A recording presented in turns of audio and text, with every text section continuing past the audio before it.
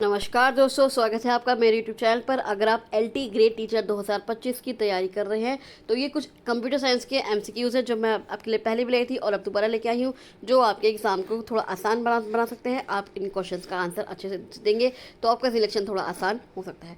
तो चलिए शुरू करते हैं बिना किसी देरी के। सबसे पहला क्वेश्चन है, इनमें से कौन सा ऑपरेटिंग सिस्टम है जो एक रियल टाइम ऑपरेटिंग सिस्टम है? कौन सा ऑपरेटिंग सिस्टम है? तो वो है आपका QNX। कौन सा? QNX। ONX एक माइक्रो कर्नेल आधारित रियल टाइम ऑपरेटिंग सिस्टम है जो इंडस्ट्रियल मशीनों, ऑटोमोबाइल्स और मेडिकल डिवाइसेस में उपयोग होता है।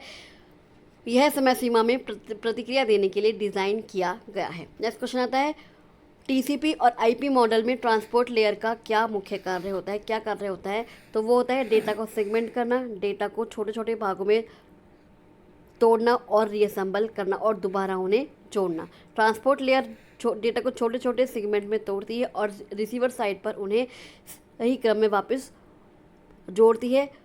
TCP और UDP इसी लेयर के प्रोटोकॉल हैं। नेक्स्ट क्वेश्चन आता है, ASCII कोड 65 किस अक्षर का प्रतिनिधित्व करता है? तो वो करता है A का। किसका? A का। इसका जो 65 का मतलब होता है वो कैपिटल लेटर A होता है। ASCII में 0 से 127 तक के कोड अलग अलग कैरेक्टर्स को दर्शाते हैं। नेक्स्ट क्वेश्चन आता है, RAID 5 में न्यूनतम कितनी हार्ड डिस्क की आवश्यकता होती है? किसमें? RAID 5 जो होता है उसमें न्यूनतम कितनी हार्ड डिस्क की आवश्यकता होती है? तो होती है 3 की। कितनी? 3 की। RAID 5 में कम से कम 3 डिस्क लगती हैं जिनमें डेटा और एडिटिव इंफॉर्मेशन दोनों स्टोर होते हैं, जिसमें परफॉर्मेंस और फॉल्ट टॉलरेंस दोनों मिलते हैं। नेक्स्ट क्वेश्चन आता है, किसी कंप्यूटर की गति की मापने की इकाई क्या होती है? वो होती है हर्ट्ज। क्या होती है? Hertz. Hertz CPU clock speed की इकाई है जो प्रति सेकंड चक्र साइकिल्स दर्शाती है। जैसे 3 हर्ट्ज का मतलब है 3 अरब साइकिल्स प्रति सेकंड। नेक्स्ट क्वेश्चन आता है, प्राइमरी की विशेषता क्या होती है? क्या होती है प्राइमरी की विशेषता? क्या होती है? वो होती है यूनिक और नॉन नल। क्या होती है? प्राइमरी की किसी टेबल के रिकॉर्ड को यूनिकली आइडेंटिफाई करती है। क्या करते हैं कि वो किसी टेबल के रिकॉर्ड को यूनिकली आइडेंटिफाई करती है और इसमें नल या डुप्लीकेट वैल्यूज़ नहीं हो सकती। नेक्स्ट क्वेश्चन आता है, DNS का पूरा नाम क्या है? DNS का फुल फॉर्म क्या है? तो वो है डोमेन नेम सिस्टम। DNS का काम वेबसाइट के DNS का क्या काम होता है? DNS का पूरा नाम क्या है? Domain name system. और DNS का काम क्या होता है? वो होता है जो वेबसाइट का डोमेन नेम है उसको IP एड्रेस में बदलना। DNS का काम वेबसाइट के डोमेन नेम को उसके IP एड्रेस में बदलना है ताकि ब्राउज़र सर्वर से कनेक्ट हो सके। नेक्स्ट क्वेश्चन आता है, IP एड्रेस ये जो 192.168.0.1 किस प्रकार का है? तो ये एक प्राइवेट IP एड्रेस है। क्या है? ये एक प्राइवेट IP एड्रेस है। ये प्राइवेट नेटवर्क के लिए रिजर्व है जो घर या ऑफिस के लोकल नेटवर्क में इस्तेमाल होता है। नेक्स्ट क्वेश्चन आता है, HTML में HR टैग का उपयोग किस लिए किया जाता है? HR टैग का उपयोग किस लिए जाता है? तो वो क्या क्या किया जाता है? हॉरिजॉन्टल लाइन लिखने के लिए। अगर लाइन को वर्टिकल हॉरिजॉन्टल तो आपको HR का प्रयोग करना है HTML में। HR टैग जो है HTML में पेज में एक हॉरिजॉन्टल लाइन बनाने के लिए इस्तेमाल होता है जो कंटेंट को विजुअली अलग करता है। नेक्स्ट क्वेश्चन आता है, पाइथन में सूची को परिभाषित करने के लिए, लिस्ट को परिभाषित करने के लिए कौन सा सिंबल यूज़ होता है? कौन सा प्रतीक होता है? तो वो होता है ऐसे ब्रैकेट। पाइथन में लिस्ट स्क्वायर ब्रैकेट्स। कैसे ब्रैकेट्स में? स्क्वायर ब्रैकेट्स में। पाइथन में जो लिस्ट होती है वो स्क्वायर ब्रैकेट के अंदर लिखी जाती है और इनमें किसी प्रकार की डेटा टाइप की मल्टीपल वैल्यूज़ हो सकती हैं। नेक्स्ट क्वेश्चन आता है, BIOS का मुख्य कार्य क्या है? BIOS का मुख्य कार्य क्या है? तो वो है हार्डवेयर को इनिशियलाइज करना। क्या है? हार्डवेयर को इनिशियलाइज करना। BIOS की फुल फॉर्म क्या है? Basic input output system. क्या है? Basic input output system. और उसका जो काम है क्या है? ये कंप्यूटर चालू होते ही, जब आप कंप्यूटर चालू करेंगे तो हार्डवेयर को टेस्ट करना और हार्डवेयर को इनिशियलाइज करना है, फिर ऑपरेटिंग सिस्टम को लोड करता है। नेक्स्ट क्वेश्चन आता है, कौन सी मेमोरी नॉन वोलेटाइल मेमोरी है? तो वो है आपकी रोम। कौन सी? रोम। रोम है रीड ऑनली मेमोरी। क्या है? रीड ऑनली मेमोरी में डेटा स्थायी रूप से स्टोर रहता है और बिजली जाने पर भी नहीं मिटता। नेक्स्ट क्वेश्चन आता है डीबीएमएस में नॉर्मलाइजेशन का मुख्य उद्देश्य क्या है? क्या है डीबीएमएस में नॉर्मलाइजेशन का मुख्य उद्देश्य क्या है?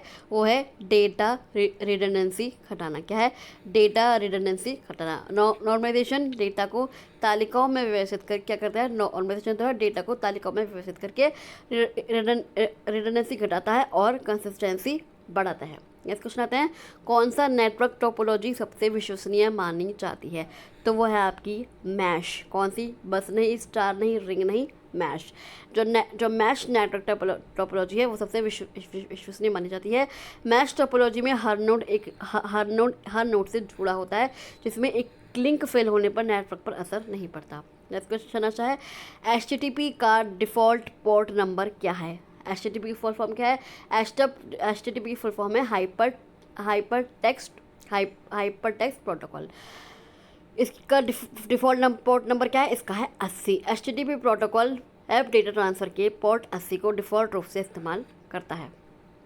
नेक्स्ट क्वेश्चन आता है OSI मॉडल की कितनी लेयर होती हैं? जो OSI मॉडल की कितनी लेयर होती हैं? वो होती हैं आपकी 7। कौन कौन सी होती हैं? Physical layer, data link layer, network layer, transport layer, session layer, presentation layer और एप्लीकेशन लेयर। नेक्स्ट क्वेश्चन आता है SQL में सभी रिकॉर्ड्स को हटाने के लिए कौन सा कमांड है लेकिन टेबल की संरचना बनी रहती है? कौन सा SQL में अगर हम रिकॉर्ड्स को हटाना चाह रहे हैं तो कौन सी कमांड होती है? तो वो होती है ट्रंकेट। कौन सी? ट्रंकेट। जो टेबल की संरचना में आती है, टेबल के डिज़ाइन में आती है, तो वो आती है ट्रंकेट। ट्रंकेट टेबल के सभी रिकॉर्ड्स को हटाता है लेकिन टेबल और उसकी संरचना को बरकरार रखता है। लेकिन टेबल को बरकरार रखता है, सारे डेटा वो हटा देगा, सारे रिकॉर्ड से वो हटा देगा, तो वो क्या है? ट्रंकेट। नेक्स्ट क्वेश्चन आता है मशीन लैंग्वेज किस में लिखी जाती है? मशीन लैंग्वेज किस में लिखी जाती है? तो वो लिखी जाती है आपकी बाइनरी कोड में। किसमें? बाइनरी कोड में। जो मशीन लैंग्वेज लिखी जाती है वो केवल बाइनरी कोड कौन सा है? 0 और 1। मशीन लैंग्वेज केवल 0 और 1 के बाइनरी कोड में होती है, जिससे CPU सीधे समझ सकता है। नेक्स्ट क्वेश्चन आता है फायरवॉल का उपयोग किस लिए किया जाता है? किसका फायरवॉल का उपयोग किस लिए किया जाता है? तो वो किया जाता है नेटवर्क सिक्योरिटी के लिए। किसका? नेटवर्क सिक्योरिटी के लिए।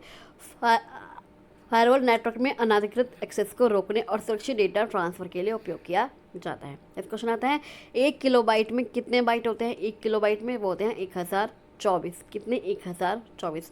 जो कंप्यूटर में एक KB है उसमें कितने होते हैं? 1024 बाइट्स होते हैं, क्योंकि ये बाइनरी गणना पर आधारित है। नेक्स्ट क्वेश्चन आता है कौन सा sorting algorithm 0 and log n complexity में सबसे तेज है? कौन सा सॉर्टिंग एल्गोरिथम? तो है मर्ज सॉर्ट। कौन सा? Merge sort.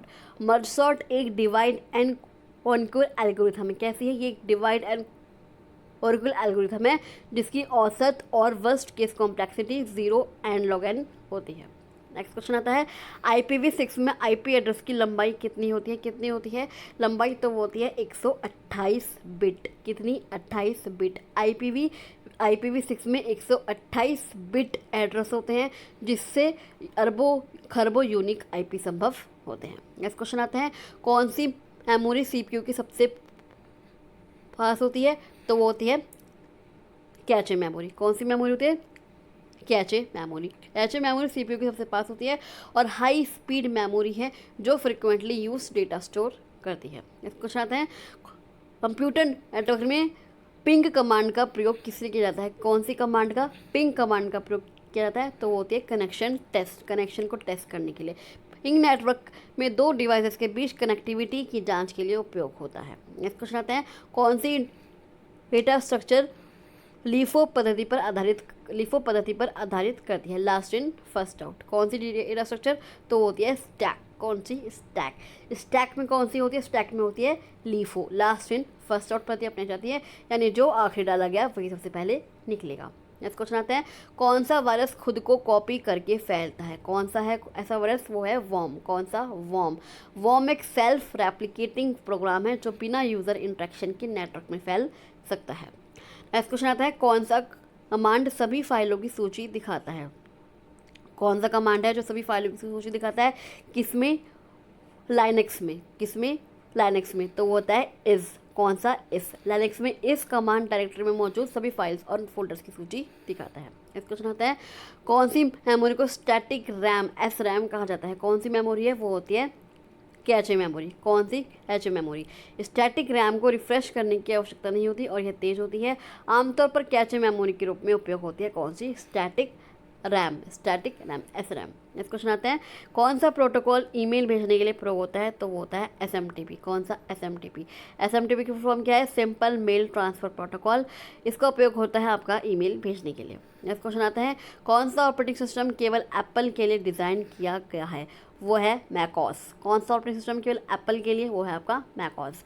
मैकओएस केवल एप्पल डिवाइस जैसे मैकबुक और iMac के लिए डिज़ाइन किया गया प्रोप्राइटरी ऑपरेटिंग सिस्टम है। तो चलिए आज के लिए बस इतना ही। आई होप आपको कंप्यूटर साइंस क्विज पसंद आई होगी, ये कंप्यूटर साइंस क्वेश्चंस पसंद आए होंगे। अगर आपको वीडियो अच्छी लगी तो आप इस वीडियो को लाइक कर दीजिएगा, अपने फ्रेंड्स और ग्रुप में शेयर कर दीजिएगा, ताकि ये नॉलेज, ये इन्फॉर्मेशन सब तक पहुँच जाए। और इस चैनल को सब्सक्राइब करके ज़रूर पहुँचाएगा, ताकि अगली आने वाली वीडियो आपके पास सबसे पहले पहुँचे। तो इस चैनल को सब्सक्राइब करके जरूर जाएगा, क्योंकि मैं आपके लिए ऐसे ही मैं आपके लिए स्टडी मटेरियल वीडियोस में आपके लिए आती रहती हूँ, नोटिफिकेशंस वगैरह। तो आई होप आपको वीडियो अच्छा लगा हो। चलिए मैं मिलती हूँ आपसे अगली वीडियो में, तब तक के लिए थैंक यू सो मच।